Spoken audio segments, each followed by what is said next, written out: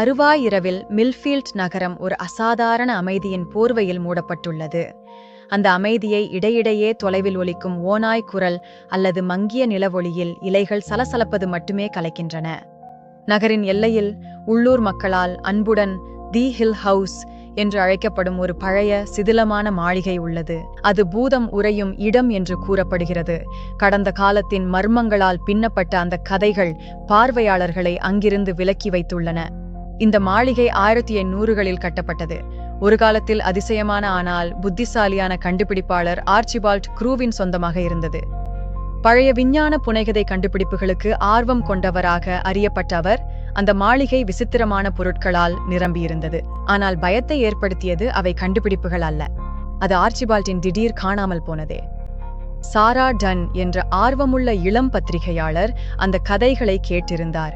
ஆர்ச்சிபால்ட்டின் நிலையை கண்டறியும் நம்பிக்கையுடன் அந்த மர்மமான மாளிகையை நோக்கி ஈர்க்கப்பட்டார். ஒரு கைப்பிடியில் டார்ச் மற்றும் மற்றொரு கையில் நோட்டு புத்தகத்தை வைத்துக்கொண்டு அவள் அந்த இருளுக்குள் நுழைந்தாள். உள்ளே மறைந்திருக்கும் ரகசியங்களை கண்டுபிடிக்க உறுதியுடன் இருந்தாள். உள்ளே நுழைந்தவுடன் அந்த வீட்டின் காற்று வேறுபட்டதாக, அடர்த்தியும் பழைய வாசனையுமாக இருந்தது. மறக்கப்பட்ட உலகங்களின் கிசுகிசுப்புகள் அதில் கலந்திருந்தன.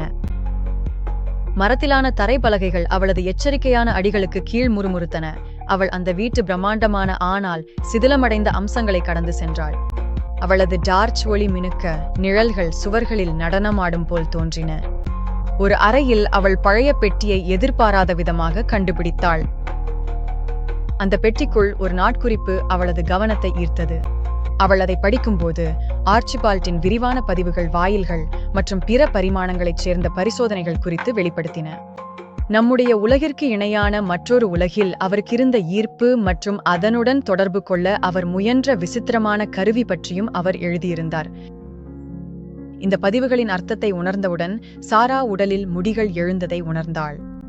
அவளது ஆர்வம் தற்போது வெறியாக மாறி அவளை இன்னும் ஆழமாக ஆராய்ச்சியில் ஈடுபட வைத்தது.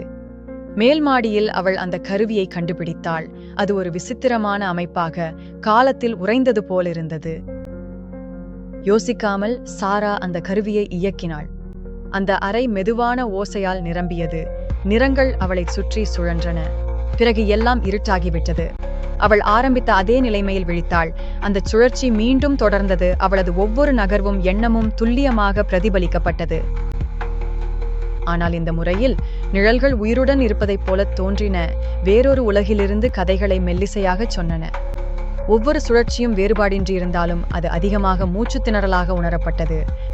அது அந்த வீடுதான். அந்த மாளிகை வெறும் பேய் வீடு அல்ல, அது ஒரு இடைநிலை உலகம். அதன் ரகசியங்களை தெரிந்து கொள்ள துணிந்த எந்த ஆன்மாவையும் அது சிக்க வைத்துவிடும்.